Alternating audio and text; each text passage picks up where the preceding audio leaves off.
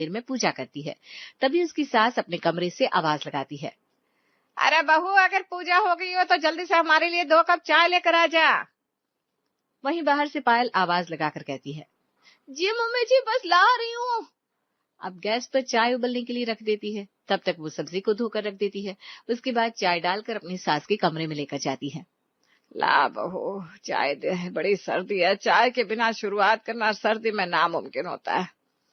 बिल्कुल सही कहा, जब तक शरीर के अंदर चाय नहीं जाती तब तक जान नहीं आती। जी बिल्कुल पापा जी।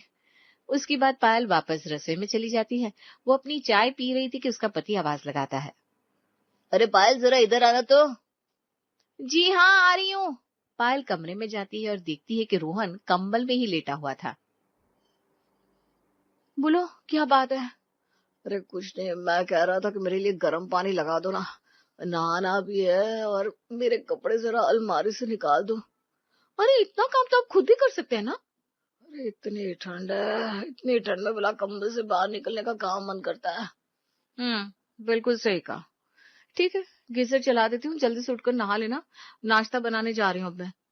वहां से जाकर पायल गीजर ऑन कर देती है और दोबारा रसोई में जाकर देखती है तो उसकी चाय ठंडी हो गई थी। क्या फायदा ऐसी ठंडी चाय पीने का। चलो छोड़ो, अब क्या दोबारा गर्म करूंगी मैं। जल्दी से बाकी काम कर लेती हूँ। फिर पायल फटाफट नाश्ता बनाने की तैयारी करती है। ठंडे पानी से सब्जी धोकर काट पीट कर खाना बनाने के लिए रख देती है। खाना बन जाता है तो आ जाइए सब, खाना बन गया है। पायल सबको आवाज लगाती है। सभी ठंड में कांपते हुए नाश्ता करने डाइनिंग टेबल पर आ जाते हैं। लगता है ऐसी ठंडी में हमारी तो कुल्फी ही जम जाएगी। मैं तो खाना खाकर हीटर चलाकर जल्दी से रजाई में बैठ जाऊंगा। मुझे तो अभी ऑफिस भी जाना है। मेरा तो ऑफिस जाने का बिल्कुल मन ही नहीं करता। और मेरा कॉलेज जाने का बिल्कुल मन नहीं कर रहा, लेकिन जाना होगा, असाइनमेंट भी सबमिट करना है। खाना खाकर रोहन ऑफिस चला जाता है। शांति और रमेश दोनों अपने कमरे में हीटर ऑन करके बैठ जाते हैं। वहीं दूसरी तरफ अभी पायल, हाँ, उसका तो कितना सारा काम बाकी था। रसोई में ठंडे पानी से बर्तन धो रही थी। उफ, इतनी सर्दी में ठंडे पानी से बर्तन धोकर मेरी कुकड़ी सी बन जानी है। अभी तो और भी काम बाकी है। बर्तन धोने के बाद पायल घर की साफ सफाई करती है। झाड़ू पोछा सब करने के बाद कपड़े धोने का काम रह जाता है। लेकिन तभी बीच में उसकी सास का बुलावा आता है। जी कहिए मम्मी जी। अरे बेटा, मेरा ना कुछ चाय नाश्ता करने का मन कर रहा है। कुछ बढ़िया सा गर्मा गर्म मसालेदार चाय के साथ चटपटा सा बना देना, मजा आ जाएगा। हाँ बहू, कुछ पकौड़े शकोड़े बना ले। अब ठंड में रजाई में खाली बैठने से तो टाइम पास भी नहीं होता, कुछ ना कुछ खाने का मन करता ही है। जी ठीक है, मैं अभी बना कर लाती हूँ। पायल काम के बीच में ही उनके लिए गर्मा गर्म चटपटे पकौड़े बनाती है। साथ में मसालेदार चाय बनाकर उन्हें उनके कमरे में देने जाती है। आहा, खुशबू ही लजीज लग रही है। इन्हें खाकर तो मजा आ जाएगा। उन्हें चाय नाश्ता देने के बाद वो बाथरूम में कपड़े धोने जाती है। हाय राम, इतने सारे कपड़े हैं, ठंडे पानी से ही धोने होंगे। सर्दी के कपड़े धोने में बड़ी समस्या होती है। मशीन से या गर्म पानी से धो भी नहीं सकते, खराब हो जाएंगे। ये सारे कपड़े ठंडे पानी से धोने पर तो मुझे नानी याद आने वाली है। अब उसे भरी कड़कड़ाती ठंड में ठंडे ठंडे पानी से कपड़े धोने पड़ते हैं। उसके बाद वो उन्हें छत पर सुखाती है और सारा काम खत्म होने के बाद आराम से सोफे पर 2 पल बैठी ही थोड़ी देर हीटर के सामने बैठ जाती हूँ। पायल ने हीटर चलाया कि दोबारा बुलावा आ जाता है। अरे बहू, जरा इधर तो आना। शांति की आवाज सुनकर पायल उसके कमरे में जाती है। बेटा, क्या ऊपर अच्छी खिलखिलाती हुई धूप निकल रखी है? जी मम्मी जी, आज तो ऊपर मौसम बिल्कुल साफ है। बहुत अच्छी धूप निकली है, इसलिए मैंने तो सारे कपड़े धो दिए। तो फिर चलिए जी, ऊपर जाकर हम भी बढ़िया सी धूप का मजा लेते हैं। एक काम करना बेटा, हम तो ऊपर जा रहे हैं, तुम हमारे लिए बढ़िया सा टमाटर का सूप बना दो। सर्दी में सूप पीने का जो मजा है, आहा। हाँ, और एकदम खट्टा मीठा बनाना। अब पायल सबके लिए दोबारा सूप बनाती है, उन्हें छत पर देकर आती है। इसी तरह शाम हो जाती है और शाम को बाजार का काम खत्म करने के बाद वो रात का खाना पीना करती है। सभी रात को डिनर कर लेते हैं। चलो मैं तो चला आराम से बिस्तर में सोने। ठंडे में रजाई में लेटने में परम सुख मिलता है। हाँ बेटा, चलो चलते हैं अपना परम सुख प्राप्त करने। सभी तो जाकर आराम से अपनी अपनी रजाई में घुस जाते हैं। वहीं दूसरी तरफ पायल रसोई में बर्तनों का ढेर देखकर परेशान हो जाती है। अरे बाप रे, इतने सारे बर्तन हैं। इतनी रात को ठंडे पानी में तो कोई काम करने का मन ही नहीं करता।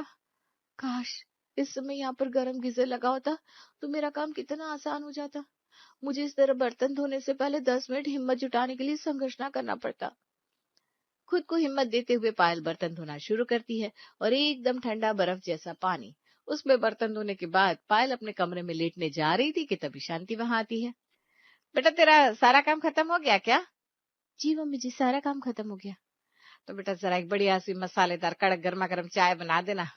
अब सर्दी में ना रात को चाय पीनी ही पड़ती है वरना अच्छी नींद नहीं आती। ठीक है मम्मी जी, अभी बना कर लाती हूँ। और भाभी मेरे लिए कॉफी बना देना, बड़ी सर्दी है ना, आराम से रजाई में बैठकर कॉफी पीऊंगी। आप मेरे कमरे में ही ले आना, मैं जब तक नाटक देख लेती हूँ। ठीक है। पायल बिना किसी शिकायत के रसोई में जाकर रात की चाय बनाती है और सबको बिस्तर में ही देकर आती है। आहा, गर्मा गर्म चाय, मजा आ गया। उसके बाद वो कॉफी बनाकर रिया को देती है। इस तरह थोड़ी देर बाद फिर से चाय के बर्तन हो जाते हैं। हे भगवान, अभी तो इतना सारा बर्तनों का ढेर साफ किया था, अब फिर से रात की चाय के बर्तन साफ करने होंगे। Oh no. चल पायल, हिम्मत करके जल्दी जल्दी खत्म कर, उसके बाद सोना भी है।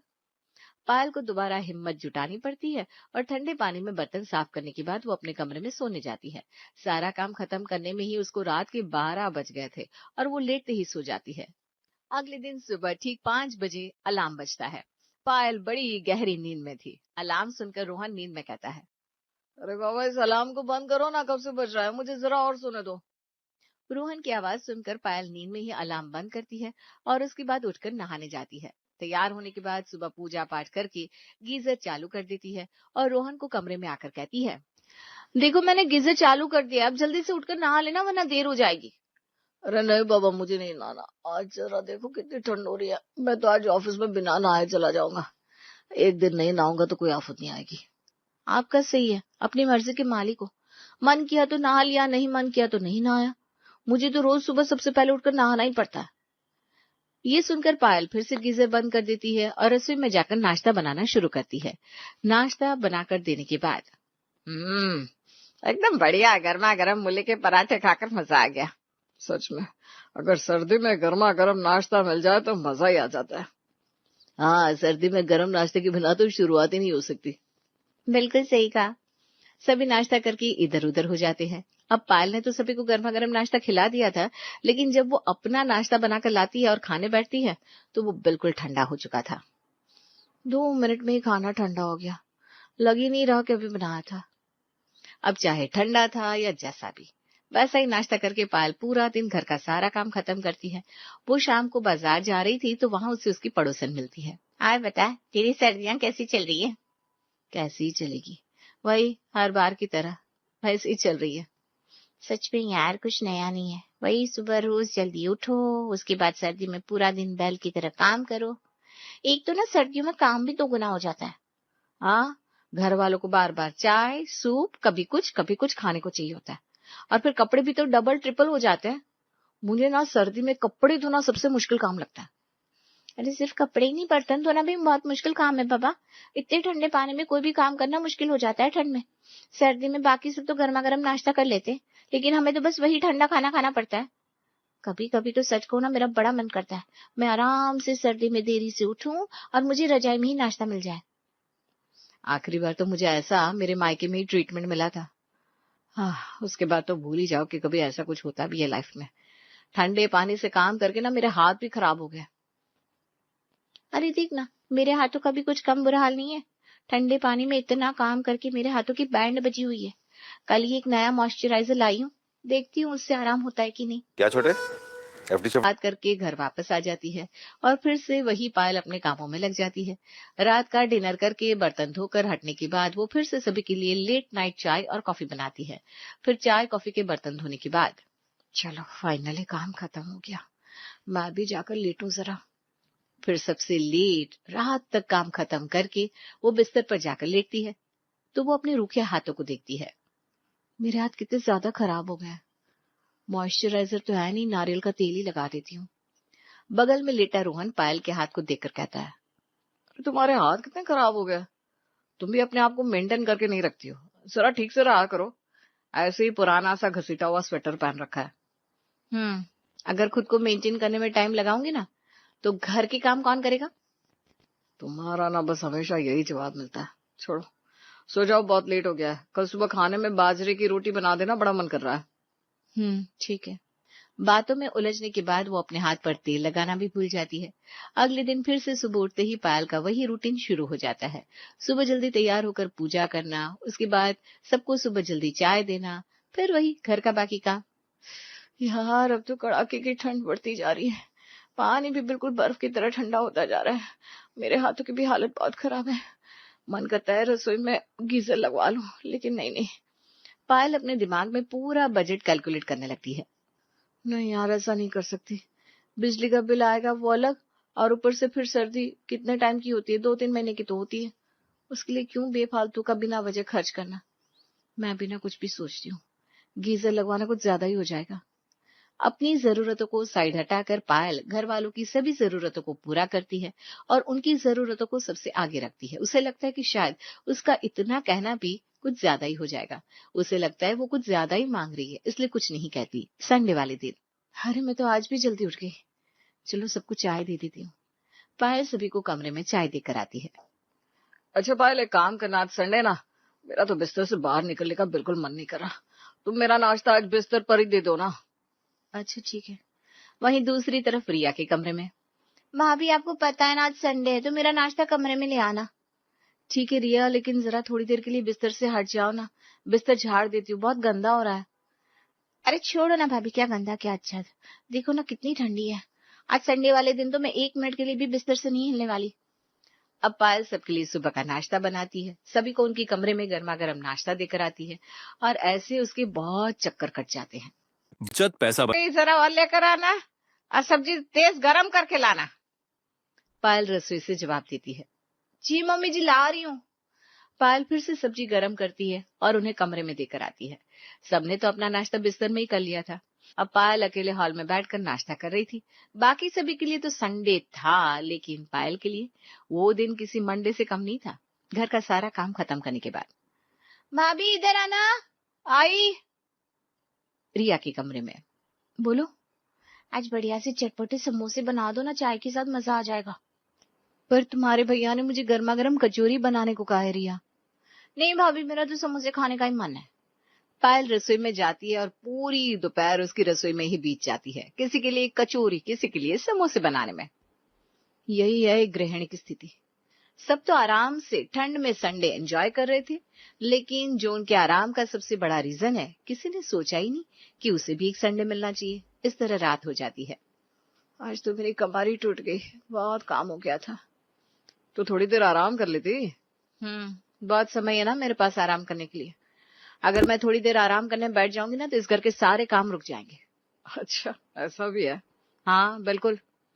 पायल दोबारा अपने हाथों को देखती है, वही रूखे हाथ जो पानी में काम करने से बहुत ज्यादा खराब हो गए थे। आज तो थोड़ा सा तेल लगा ही लेती हूँ, ऐसे तो हाथ बहुत बुरे लगेंगे। वो हाथों पर तेल लगाकर सो जाती है। अगले दिन फिर से वही रूटीन, फिर से वही काम शुरू हो जाता है। वही रोज की भागा दौड़ी। खुद के लिए मानो समय ही नहीं है। अपनी केयर के लिए कोई रूटीन एक दिन फॉलो कर भी लिया तो अगले दिन नहीं हो पाता। यही तो एक गृहिणी की दिनचर्या होती है। आज एक काम करती हूँ, जल्दी काम खत्म हो गया है, थोड़ी देर रजाई में आराम कर लेती हूँ।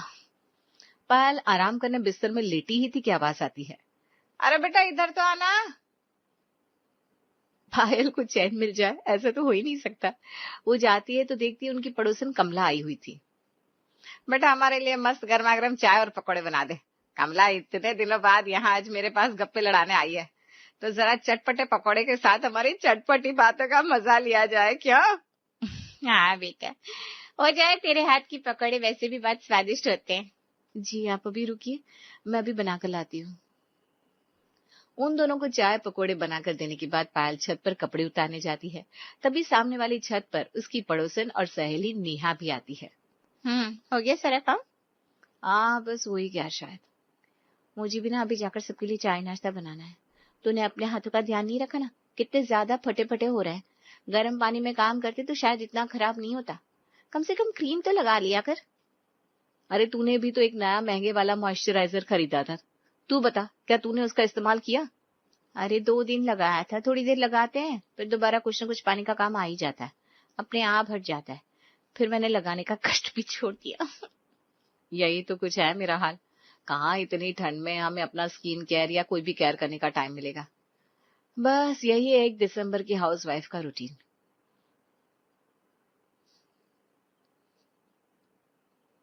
तो आपको कैसा लगा दिसंबर की हाउसवाइफ से मिलकर? सबका यही हाल है और दिसंबर का मौसम तो कछुए की चाल है। बड़ा